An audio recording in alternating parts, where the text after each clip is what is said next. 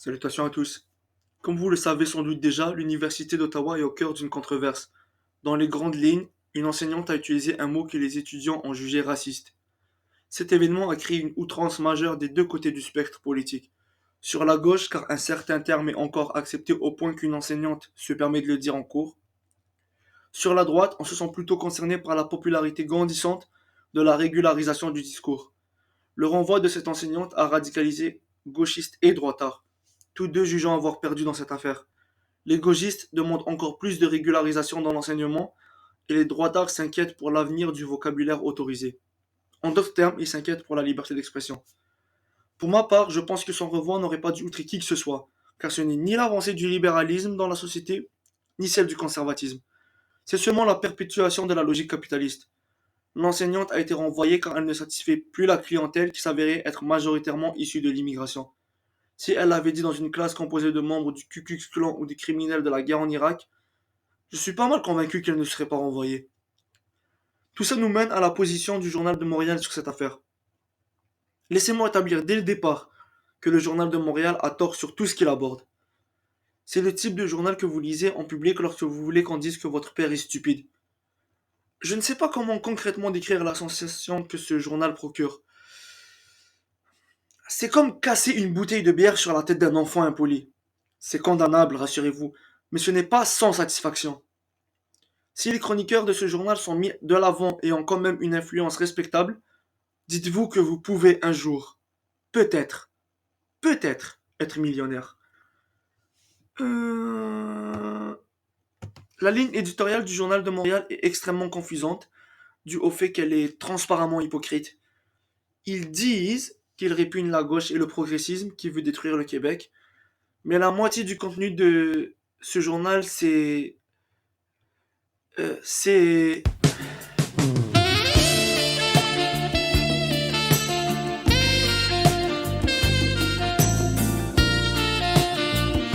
Strippers run their own airline?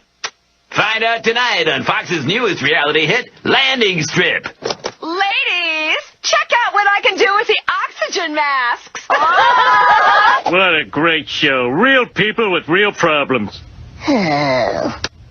This is Fox News with the latest liberal outrage. It seems liberals want to give NASA the right to abort space missions whenever they feel like it. Liberals. I hate them so much. One thing I've always wondered, how can Fox News be so conservative when the Fox network keeps airing raunchy shows? They don't fit together. Bref, c'est un journal qui propose de la poubelle de droite hebdomadairement. Je ne sais pas qui lit ça au quotidien car pour moi ça aurait été de la torture psychologique. Sincèrement, j'aurais préféré une mort rapide et sans merci. Et je sais que je perds ma salive en parlant de tout ça. L'usage de ce mot va sûrement continuer à être banalisé. L'État attend seulement l'essoufflement du mouvement et va passer à autre chose. Alors pourquoi j'en parle? Simplement car c'est un événement qui reflète la crainte d'un problème qui risque de ne jamais partir. L'autoritarisme. Tout le monde a peur de l'autoritarisme. Vous, moi, Joseph Facal. Comme son article intitulé Vol au-dessus d'un nid de couscous nous laisse présumer. C'est un titre hautement inapproprié pour un texte qui se veut intellectuel. Euh, je pense qu'il essaye d'être comédique. Ah oui, car vous l'ignorez peut-être. Après s'être accaparé les romans de George Orwell et, heck, George Orwell lui-même, la droite est désormais en train de s'accaparer la comédie. Les libéraux sont juste trop fragiles et bêtes pour comprendre la brillance et subtilité de la comédie conservatrice, alors ils demandent sa censure. Je pense que quelqu'un devrait aller leur dire qu'il n'y a rien de moins drôle sur Terre qu'une comédie de suçage de bites dont le message principal est oui, les choses sont correctes comme elles sont, et oui, il faut donner nos culs à ceux qui ont l'autorité. C'est également très ironique qu'un ancien membre du Parti québécois et un supporter du gouvernement de François Legault prétend détester l'autoritarisme. Contrairement à l'article de Éric Zemmour qu'on a exploré dans la vidéo précédente, celui-ci n'a pas beaucoup de substance. Chose qui me rassure, car primo, il résume seulement comment la droite voit la fonctionnalité complexe du racisme dans le monde moderne, et secondo, j'ai jamais trouvé que les motivations sur le côté droit du spectre politique ont de la substance. Cela vient seulement confirmer mon biais personnel. Avant de plonger dans l'article, j'aimerais clarifier quelques mythes sur la liberté d'expression et la présence libérale dans les médias que le Journal de Montréal ne cesse de faire ressortir. Non, la gauche n'a pas gagné les médias. Ce qui motive ce côté du spectre politique est l'élimination de la hiérarchie sociale, la répartition des richesses, la fin de l'usage des carburants fossiles pour laisser place à l'énergie verte, et la fin des guerres pour avoir ces carburants fossiles, et j'en passe. Et tous ces combats, nos élites les détestent. Alors croire que l'antenne est trop souvent remise à des gauchistes est irréel. Plus, plus souvent qu'autrement, ils vont nous ramener un adolescent avec les cheveux teints en mauve pour parler et vont essayer d'influencer le public à croire que tous les gauchistes sont similaires. Pourtant, il existe bien des gauchistes d'un calibre différent, mais cela vous ne les verrez une fois par an sur les plateaux et ça reste incertain. Je veux également contrer le mythe de la droite censurée. Il suffit d'allumer la télé pour voir qu'elle est omniprésente. Elle est sur toutes les chaînes, à toutes les heures. Et oui, j'admets, elle est censurée de temps en temps, mais à quelle fréquence? Oh my god, les pauvres conservateurs sont tellement censurés. Cette semaine, Joseph Facal va être publié seulement 49 fois au lieu de 50. Je ne peux proprement décrire la folie de ce concept avec des mots, alors laissez-moi vous montrer un passage d'un psychiatre conservateur sur Prager University, et je reviendrai après pour décortiquer l'article. 3. Containing emotions. I would never suggest that you should ignore your emotions, but you have to learn to contain them. Immature people lash out at their boss or their coworker if something doesn't go their way, or argue with their spouse when they come home, or turn to alcohol or drugs because of a rough day.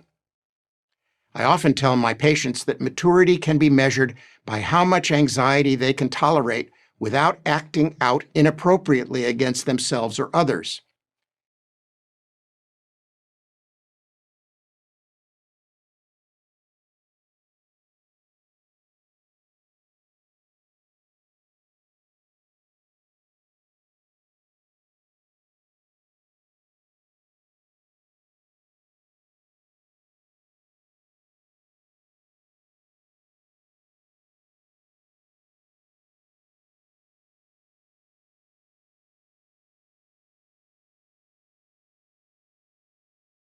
La révolution est comme Saturne, elle dévore ses propres enfants, lance Vergniaud en 1793. Autrement dit, quand l'extrémisme parvient au pouvoir, il s'y accroche en se durcissant encore, et les révolutionnaires finissent par s'entre-déchirer. Vergniaud, qui prononça la culpabilité de Louis XVI, fut lui-même guillotiné peu après, comme Robespierre, Danton et tant d'autres. Je vous ai déjà parlé du vent de folie déguisé en antiracisme vertueux qui balaye l'université d'Ottawa. Ça ne se calme pas. Suite aux protestations de quelques crinqués, le doyen Key avait suspendu une charge de cours pour avoir prononcé le mot. Il l'a écrit, il l'a mis, dans un contexte pédagogique. Le recteur Frémont n'y a pas vu un abus de pouvoir. Il a blâmé les profs qui ont défendu leurs collègues et la liberté académique. Il a cautionné la censure. Il a avalisé la cyberintimidation des profs par les étudiants. Il s'est déterminé à agir concrètement contre le racisme, supposément virulent sur ce campus. A-t-il hurlé avec les loups par opportunisme, conviction ou peur? Ça se discute, mais devinez quoi? Son bureau est occupé depuis vendredi. Les manifestants y étaient encore au moment où j'écris ces lignes. Ils reprennent les revendications du lobby le plus militant, le Black, Indigenous and People of Color, en parenthèse BIPOC, Professor and Librarian Caucus. Oui, car ces étudiants ultra-radicaux sont appuyés par des profs et des employés. Ils rejettent le plan d'action du recteur qui n'irait pas assez loin. Ils veulent des cours obligatoires d'antiracisme, pour tous. Ils veulent des quotas d'embauche de profs noirs spécialisés dans le racisme anti-noir, qui enseignera évidemment le racisme anti-noir. Si je peux me permettre, rapidement avant de m'avancer dans l'article, cet homme ne sait pas écrire. Il ne sait pas écrire. Ils veulent des quotas d'embauche de profs noirs, spécialisés dans le racisme anti-noir, qui enseigneront évidemment le racisme anti-noir. Je sais pas si on lui a dit que lorsqu'on écrit en français, on évite les répétitions car ça devient fatigant pour le lecteur. Mais, que sais-je? Hein? Je ne suis pas Joseph Facal, je ne suis pas conservateur, je suis qu'un petit libéral stupide. Et d'autres demandent encore.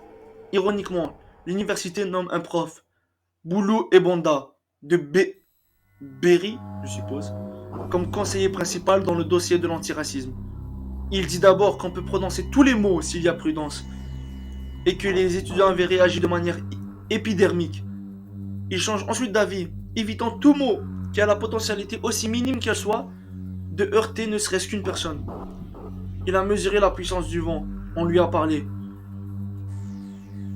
Allez sur YouTube visionner Evergreen et les dérives du progressisme, sur les événements délirants survenus dans cette université américaine.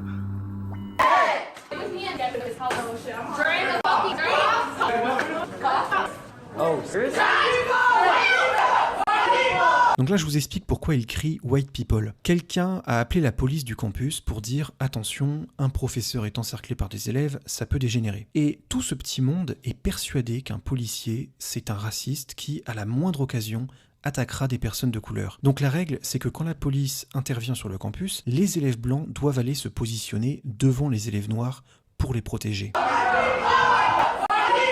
Donc là, je vous explique pourquoi il crie « White people ». Quelqu'un a appelé la police du campus pour dire « Attention, un professeur est encerclé par des élèves, ça peut dégénérer ». Et tout ce petit monde est persuadé qu'un policier, c'est un raciste qui, à la moindre occasion, attaquera des personnes de couleur. Donc la règle, c'est que quand la police intervient sur le campus, les élèves blancs doivent aller se positionner devant les élèves noirs pour les protéger.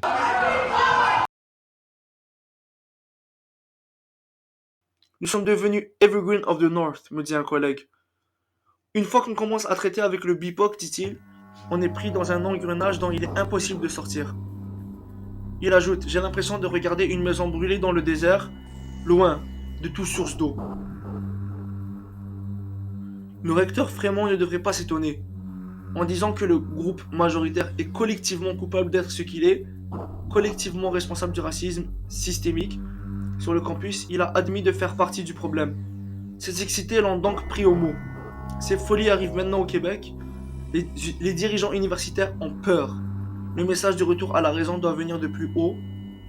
Monsieur Legault, il y a des virus aussi dangereux que la Covid-19.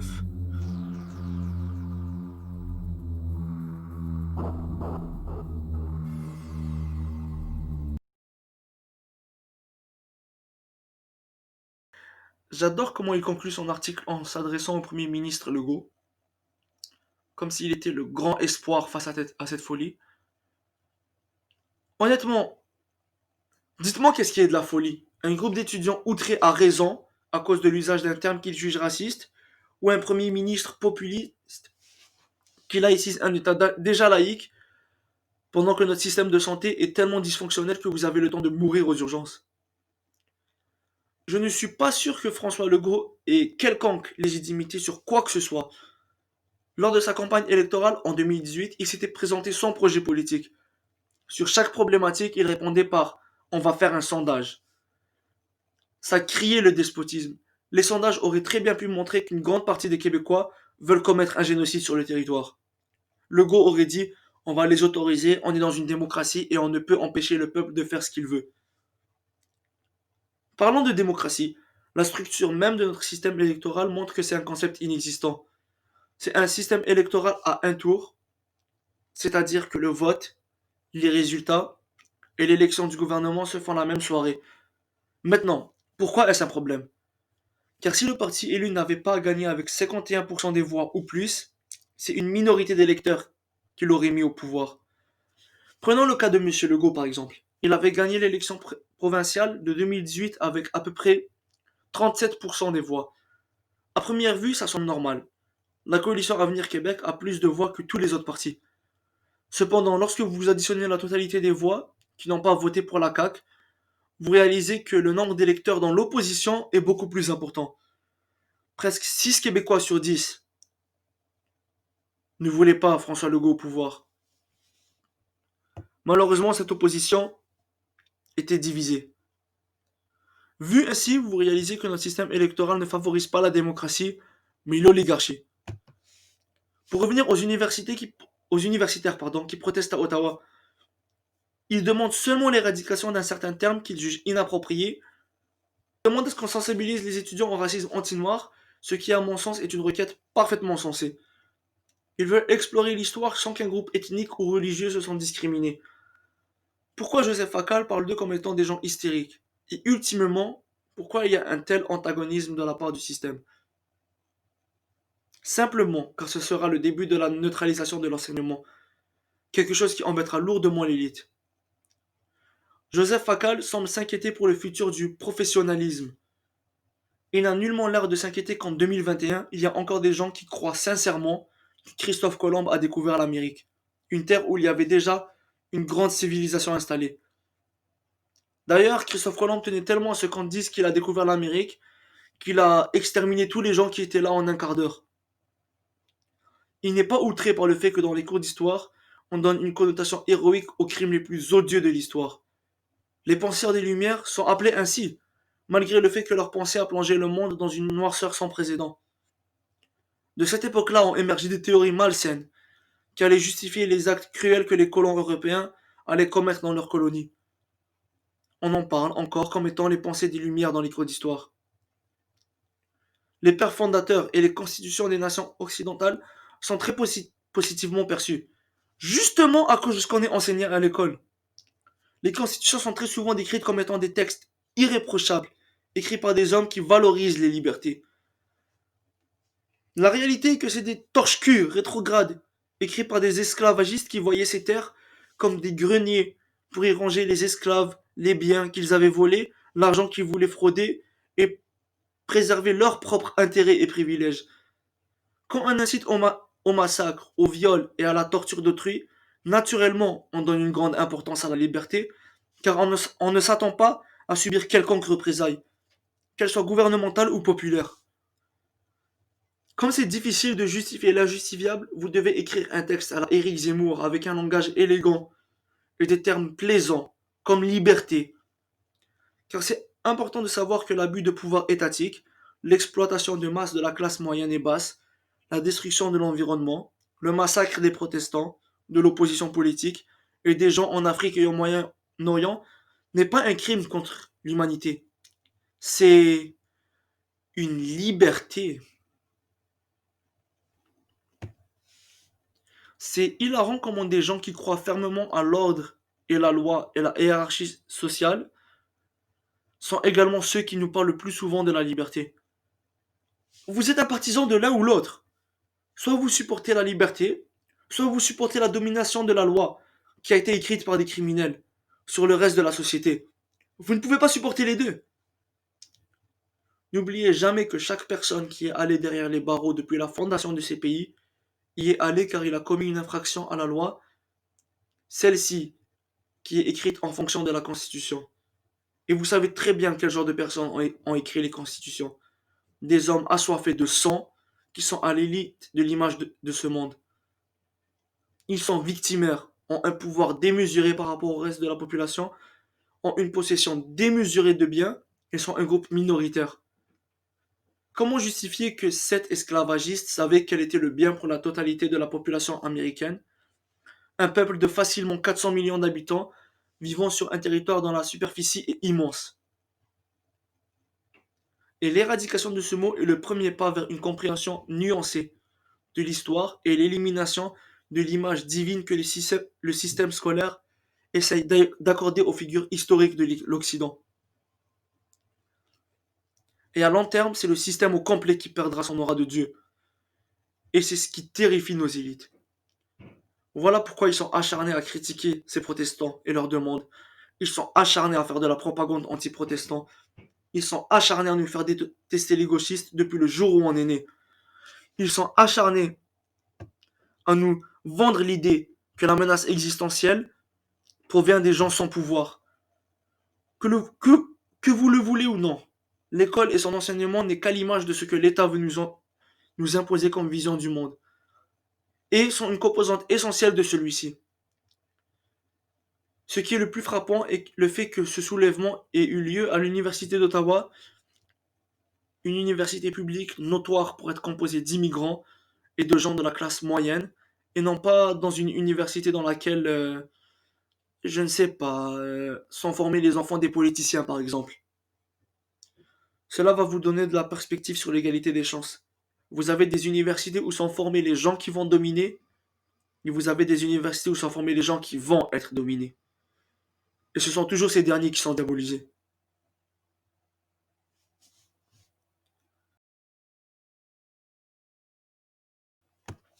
Je vous remercie d'avoir regardé cette vidéo jusqu'à la fin. Je vous rappelle que le Journal de Montréal est un journal horrible et qu'il faut l'éviter. Je ne suis pas très confiant quant à l'évolution des choses, mais je pense sincèrement que la plume est plus forte que l'épée. Si vous croyez que j'ai oublié quoi que ce soit, n'hésitez pas à le mettre en commentaire. Si vous croyez que j'ai tort, n'hésitez pas à le dire. Si vous croyez que j'ai raison, n'hésitez pas à le dire. Si vous voulez donner votre opinion, n'hésitez pas à le faire. Je vous rappelle que nous sommes des démocrates, alors s'il vous plaît, si vous voulez débattre, veuillez le faire dans le civisme. Abonnez-vous pour ne pas rater les activités futures. À la prochaine.